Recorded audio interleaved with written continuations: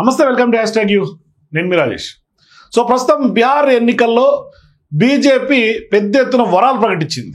అంటే BJP manifesto ప్రకటించింది. ఇప్పటికే అక్కడ పెద్ద ఎత్తున పోరు హోరాహోరీగా ఉన్నటువంటి తరుణంలో ఒకవైపు ఎన్డీఏ, మరోవైపు మహాగఠబంధన్.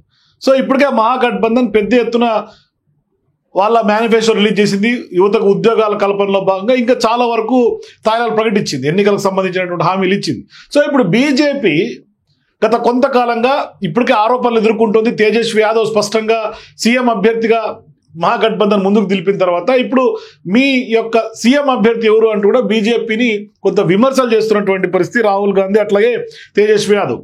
ఇటువంటి సందర్భాల్లో దానికి కొంత అమిత్ షా తాజాగా క్లారిటీ ఇచ్చారు. ఆ క్లారిటీ మాట్లాడకపోయే ముందు తాజాగా వచ్చినటువంటి అతి పెద్ద గేమ్ చేంజర్ బీజేపీకి మేనిఫెస్టో.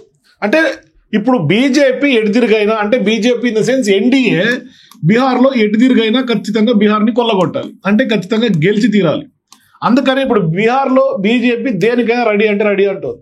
అందుకని ఇప్పుడు బీహార్లో సంకల్ప పత్ర రిలీజ్ చేసింది ఇవాళ. ఈ యొక్క సంకల్ప పత్రలో చాలా వరకు కీ హామీలు ఉన్నాయి. అంటే చాలా వరకు ప్రజలని చేసే హామీలు కనిపిస్తూ ఉన్నాయి.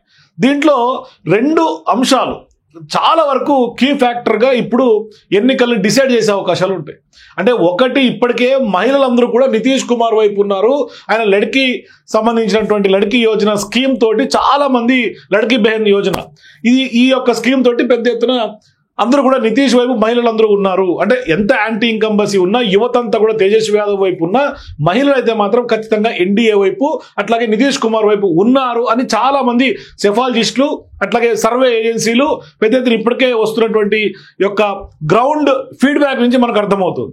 ఈ టైంలో సంకల్ప పత్రంలో చాలా కీలకమైనటువంటి అంశాలు, హామీలు ఇప్పుడు అక్కడ బీహార్ ప్రజల ముందు ఉంచింది ఎన్డీఏ.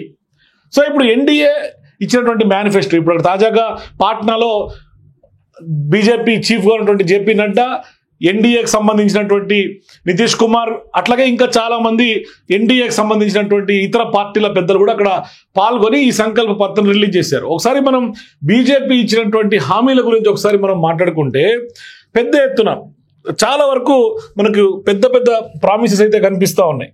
ఏంటి ఆ ప్రామిసెస్ అంటే, ఒకటి, అన్ఎంప్లాయ్మెంట్ యూత్ బేస్గానే ఇప్పుడు కీ ఫ్యాక్టర్గా ఉన్నటువంటి నేపథ్యంలో అన్ఎంప్లాయ్మెంట్ యూత్ని ఎట్లా తిరిగైనా ఆకర్షించుకోవాలి. సో ఇందుకోసం అన్ఎంప్లాయ్మెంట్ యూత్ కోసం ఒక పెద్ద ఎత్తున వరం ఏంటంటే 1 కోటి ప్రభుత్వ ఉద్యోగాలు ఇస్తామని ప్రకటించింది. మరి 1 కోటి ప్రభుత్వ ఉద్యోగాలు సాధ్యమా అసాధ్యమా ఇవన్నీ సెకండరీ, బట్ ఎన్నికల హామీ అయితే ఇచ్చింది. మరి బేసిక్గా సంవత్సరానికి 1,00,000 ఉద్యోగాలు ప్రభుత్వం కల్పించడమే అది పెద్ద టాస్క్. తెలంగాణలో హామీ ఇచ్చినప్పటికి కూడా మెల్లమెల్ల నెరవేరుతున్నటువంటి తరుణం. అంత ఈజీగా ప్రభుత్వ ఉద్యోగాలు ఇచ్చేయలేం. కానీ 1 కోటి ప్రభుత్వ ఉద్యోగాలు, అట్లాగే చాలా మంది యువతకు ఎంప్లాయ్మెంట్ ఆపర్చునిటీస్ కూడా క్రియేట్ చేస్తామంటూ కూడా హామీ ఇచ్చింది. ఎంప్లాయ్మెంట్ ఆపర్చునిటీస్ అంటే ఇప్పుడు అక్కడ ప్రధానంగా అక్కడ యువతకు వలసలు వెళ్ళి తరలిపోతున్నటువంటి సందర్భం ఎక్కువ శాతం ఉంది అక్కడి నుంచి. ఎందుకంటే అక్కడ ఆపర్చునిటీస్ లేవు, అక్కడ పని చేసుకునే పరిస్థితి లేదు, కేవలం కూలీలుగానే ఉండాల్సినటువంటి పరిస్థితి ఉంది. కానీ ఆ కూలీలకు కూడా ఇతర రాష్ట్రాలకు రావాల్సినటువంటి నేపథ్యం బీహారీలు చాలా వరకు. అందుకనే సీఎం రేవంత్ రెడ్డి మాట్లాడినటువంటి వ్యాఖ్యలు పెద్ద ఎత్తున వివాదాస్పదమైనవి. అందుకనే ఇప్పుడు అక్కడ ఎంప్లాయ్మెంట్ ఆపర్చునిటీస్ కల్పిస్తాము అనేది చాలా పెద్ద ఎత్తున ఇప్పుడు వాగ్దానంగా కనిపిస్తుంది. అట్లాగే ఇంకా చాలా ఉన్నాయి వాగ్దానాలు. కానీ ఇందులో మేజర్గా ఉన్నది లఖ్పతి దీదీస్, అంటే ఆడపిల్లలను, అంటే మహిళలను లక్షాధికారులు చేస్తాము. అంటే అది కూడా ఎంతమంది, 1 కోటి మందిని, 22 లక్షల మందిని 1 crore లఖ్పతీస్ చేస్తాము. అంటే 1 కోటి మంది లఖ్పతీస్ని 22 లక్షలతో స్టార్ట్ చేసి విడతల వారీగా 1 కోటి మంది మహిళలను లక్షాధికారులు చేస్తాము, లఖ్పతీస్ చేస్తాము అని ఇట్లా మాట్లాడుకుంటా పోతే ఒకసారి హామీలు సంకల్ప పత్రంలో ఉన్నటువంటి చూస్తే, mega skill centres in every district to train youth for global industries. అంటే ఇప్పుడు ఆపర్చునిటీస్ క్రియేట్ చేసేలో భాగంగా స్కిల్ డెవలప్మెంట్ సెంటర్లు ప్రతి జిల్లా కూడా పెడతారు. ఎందుకంటే స్కిల్ లేకుంటే ఉద్యోగాలు రావు. అందుకని ఇప్పుడు స్కిల్ డెవలప్మెంట్ సెంటర్స్ ఏర్పాటు, అట్లాగే స్పోర్ట్స్ సిటీ అండ్ స్పోర్ట్స్ని ఎంకరేజ్ చేసే విధంగా స్పోర్ట్స్ సిటీస్ ఏర్పాటు చేస్తారు. అట్లాగే కొత్త ఇండస్ట్రియల్ పార్క్స్, ఫ్యాక్టరీస్ అంటే ఈ ఉద్యోగాల కల్పనలో భాగంగా ఇండస్ట్రియల్ పార్క్స్ లేకపోతే ఖచ్చితంగా ఉద్యోగాలు వచ్చే అవకాశం లేదు.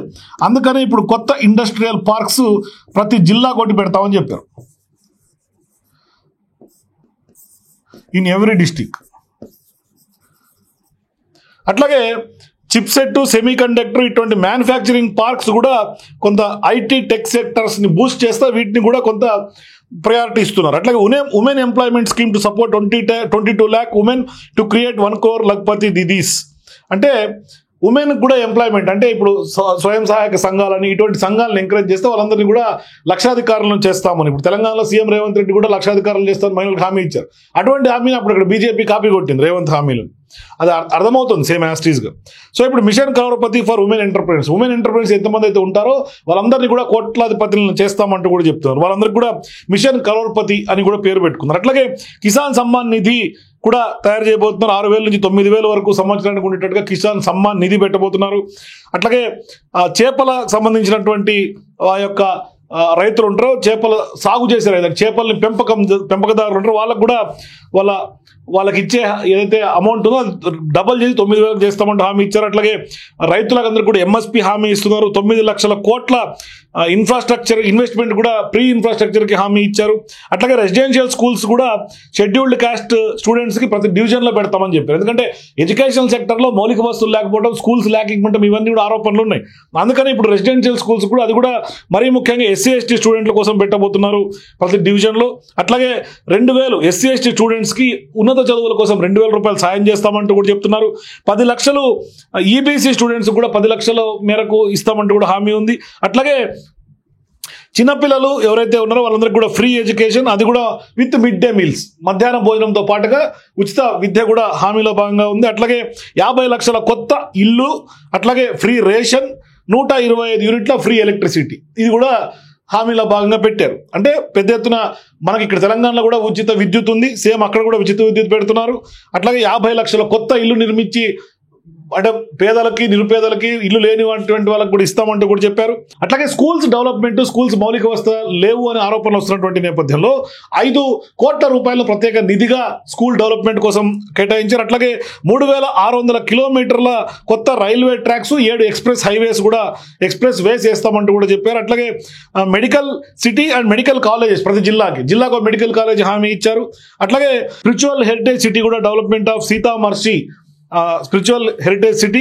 అట్లాగే ఇంటర్నేషనల్ ఎయిర్పోర్ట్స్ పాట్నాలో, దర్భంగాలో, పూర్ణియాలో, భగల్పూర్లో metro rail in 4 cities, metro rails, international airports, ఇట్లా పెద్ద ఎత్తున మనకు హామీల వర్షం కురిపించింది బీజేపీ మేనిఫెస్టో. మరి వీటిలో ఎంతవరకు సాధ్యమవుతుంది? ఎందుకంటే యాంటీ ఇన్కంబెన్సీ నితీష్ కుమార్ మీద పెద్ద ఎత్తున ఉన్నటువంటి నేపథ్యంలో మరి ఎన్డీఏ రిలీజ్ చేసినటువంటి ఈ యొక్క మేనిఫెస్టో ప్రజల్లోకి ఎంతమేర బలంగా తీసుకెళ్లగలుగుతారు, ప్రజల్లో ఎంతమేర నమ్మకం కలుగుతుంది, ఇదంతా కూడా మనం ఎన్నికల వరకు వెయిట్ చేయాలి. కానీ పోలింగ్ దగ్గర పడే కొద్దీ ఒకవైపు తేజస్వి యాదవ్ మహాగఠబంధన్, అట్లాగే ఇప్పుడు నితీష్ కుమార్ బేస్ గా ఉన్నటువంటి ఎన్డీఏ, ఇప్పుడు ఈ యొక్క మేనిఫెస్టో కింగ్ మేకర్ అవ్వాలి అంటే ఖచ్చితంగా బలంగా ప్రజల్లోకి తీసుకెళ్లగలగాలి. మరోవైపు మహిళలు చాలా మంది ఇప్పటికే కొంతమంది ఎన్డీఏ తోటి నితీష్ కుమార్ తోటి ఉన్నారని వస్తున్నటువంటి వార్తల నేపథ్యంలో, గ్రౌండ్ రిపోర్ట్స్ నేపథ్యంలో మరి వాళ్ళు ఖచ్చితంగా ఈ యొక్క మేనిఫెస్టోని గ్రౌండ్ లెగ్ ఇన్బిల్ట్ చేయాల్సినటువంటి అవసరం ఉంది. వాళ్ళ పెనిట్రేట్ చేయాల్సినటువంటి అవసరం ఉంది. అప్పుడే ఖచ్చితంగా ఈ యొక్క మేనిఫెస్టో రిజల్ట్స్ వచ్చే అవకాశం ఉంటుంది. మరోవైపు మాట తప్పకుండా నెరవేర్చాల్సినటువంటి బాధ్యత కూడా ఉంటుంది. ఎందుకంటే ఇప్పుడు బీహార్లోనే కాదు, బీజేపీ పదే ఆరోపిస్తోంది కాంగ్రెస్ పార్టీ ఇచ్చినటువంటి హామీలు నెరవేర్చలేదని. కానీ ఇప్పుడు బీజేపీ కూడా ఖచ్చితంగా ఇచ్చినటువంటి హామీలు ఎంత మేర గతంలో ఇచ్చినటువంటి నెరవేరినాయి అని కూడా ప్రజలు చూసుకుంటారు. అందుకని ఇప్పుడు నెక్స్ట్ రాబోయే ఎన్నికలు కూడా ఖచ్చితంగా హామీలు ఇస్తున్నారు అంటే మరి ఆచరణ సాధ్యమయ్యేవి, అమలు చేయగలిగే దానికి సంబంధించినటువంటి హామీలు ఏంటి, ఇవన్నీ కూడా ప్రజలు బేరేజ్ వేసుకొని పోలింగ్లోకి వచ్చే అవకాశం ఉంటుంది. అయితే ఇప్పుడు ప్రధానంగా ఇదంతా కూడా ప్రజల్ని ఆకర్షించుకునే ఒక పొలిటికల్ ఎన్నికల జిమ్మిక్ అయితే, ఇప్పుడు తేజస్వి యాదవ్ ఫేస్ పెట్టిన తర్వాత ఇప్పుడు మీ సీఎం ఫేస్ ఎవరు అంటూ కూడా ప్రధానం చేస్తున్నటువంటి ఆరోపణ మహాగఠబంధన్ వైపు నుంచి. ఇటువంటి సందర్భాల్లో విపక్షాలు చేస్తున్నటువంటి విమర్శలకు, అట్లాగే అక్కడ ఉన్నటువంటి నాయకత్వం పైన వారు పెడుతున్నటువంటి సందేహాలకు కేంద్ర హోంశాఖ మంత్రిగా ఉన్నటువంటి అమిత్ షా తాజాగా ఘాటైనటువంటి సమాధానం మహాగఠబంధన్కి ఇచ్చారని చెప్పుకోవచ్చు. అంటే దర్భంగాలో జరిగినటువంటి భారీ ఎన్నికల సభలో పాల్గొన్నటువంటి ఆయన బీహార్ ప్రజలను ఉద్దేశించి మాట్లాడుతా సీఎం సీట్ కానీ, అటు పిఎం సీట్ కానీ రెండు కూడా ఖాళీలు లేవు. అంటే ఆల్రెడీ ఉన్నారు. ఇక్కడ నితీష్ కుమార్ ఉన్నారు, అక్కడ నరేంద్ర మోదీ ఉన్నారు. అంటే అక్కడ నరేంద్రుడు, ఇక్కడ నితీష్ కుమార్ ఉన్నారు. కాబట్టి ఇద్దరు ఉన్నారు అంటూ చాలా గట్టిగా సమాధానం ఇచ్చారు. విపక్షాలు తమ రాజకీయ ప్రయోజనాల కోసం కేవలం ఎన్డీఏ కూటమి అంతర్గత వ్యవహారాలపైన కూడా కేవలం విషం చిమ్ముతున్నాయి, దుష్ప్రచారం చేస్తున్నాయి అనే ఒక ఆరోపణ అమిత్ షా నుంచి వచ్చింది. అంటే ప్రధానంగా ఎన్డీఏలో ఏకమై ఉన్నటువంటి నాయకత్వం ఉంది. కేంద్రంలో నరేంద్ర మోదీ గారు దేశానికి ప్రధానిగా ఉన్నంత కాలం, బీహార్లో నితీష్ కుమార్ ఉన్నంత కాలం ముఖ్యమంత్రిగానే వాళ్ళిద్దరు కూడా ఆయన ప్రధాని, ఈయన ముఖ్యమంత్రిగా కొనసాగుతారు. ప్రజల అభివృద్ధి దిశలో ఆ ఇద్దరు నాయకులు కూడా చేతులు కలిపి ముందుకు సాగుతారంటూ కూడా అమిత్ షా స్పష్టం చేశారు. సో ఇప్పుడు ఈ ప్రకటన చూస్తే ఖచ్చితంగా ఇటు ఎన్డీఏ కొంత ఫేస్ కూడా తేజస్వి యాదవ్ ధీటుగా నితీష్ కుమార్ అనేది స్పష్టంగా అర్థమైపోతుంది. అంటే బీహార్ రాష్ట్రం గత కొన్నేళ్లుగా సాధించినటువంటి అభివృద్ధిని కూడా అమిత్ షా వివరిస్తా ప్రధానంగా బీహార్ అంటే మోదీ బీహార్ ప్రతిష్టను పెంచేందుకు ఎన్నో పనులు చేశారు. రాష్ట్రానికి ప్రత్యేకమైనటువంటి ప్రాధాన్యత ఇవ్వడం, మౌలిక సదుపాయాలను అభివృద్ధి చేయడం, ఇవన్నీ కూడా చేశారంటూ కూడా మోడీని పెద్ద ఎత్తున ఆకాశానికి లేపినటువంటి పరిస్థితి. అంటే ఇప్పటికి కూడా బీజేపీ మోదీ నాయకత్వంలోనే, అంటే మోదీ యొక్క ఫేస్ తోటే బీహార్ ఎన్నికలను కూడా గెలవాలనుకున్నటువంటి అంశాన్ని స్పష్టంగా ఇప్పుడు అమిత్ షా వ్యాఖ్యలను బట్టి అర్థమవుతుంది. అంటే ఇప్పుడు ప్రధానంగా ఇక్కడ ఇప్పటికే మహాగఠబంధన్ నాయకులు కీలకంగా ప్రజల్లోకి వెళ్తున్నారు. అంటే ఇక్కడ యూత్ ఫోర్స్ గా తేజస్వి యాదవ్ ఉన్నాడు. ఇక్కడ బుడ్డ అంటే 70 ఏళ్ళు పైబడినటువంటి వ్యక్తి నితీష్ కుమార్ ఉన్నారు. మరి ఎవరిని చూజ్ చేసుకుంటారు బీహార్ ప్రజలు అనే అంశం మీదే ఇప్పుడు మహాగఠబంధన్ నాయకులు కీలకంగా మారి ప్రజల్లోకి బీహార్లోకి వెళ్తూ ఉన్నారు. సో ఇప్పుడు అమిత్ షా గతంలో చేసినటువంటి వ్యాఖ్యల్ని పెద్ద ఎత్తున వైరల్గా మారి అసలు మహారాష్ట్ర స్ట్రాటజీ లాగా ఇప్పుడు అక్కడ సీఎం అభ్యర్థి నితీష్ కుమార్ని పక్కన జరిపి బీజేపీ అభ్యర్థిని తెర మీద తీసుకొస్తారు, రాజ్యాంగబద్ధంగా మా ఎమ్మెల్యేలు ఎన్నుకుంటారని చేసినటువంటి వ్యాఖ్యలు బేస్ చేసుకుని ఆ యొక్క అంశం తెర మీదకి వచ్చింది. ఇప్పుడు తాజాగా అమిత్ షా చేసినటువంటి వ్యాఖ్యల ద్వారా ఒక క్లారిటీ అయితే వచ్చింది.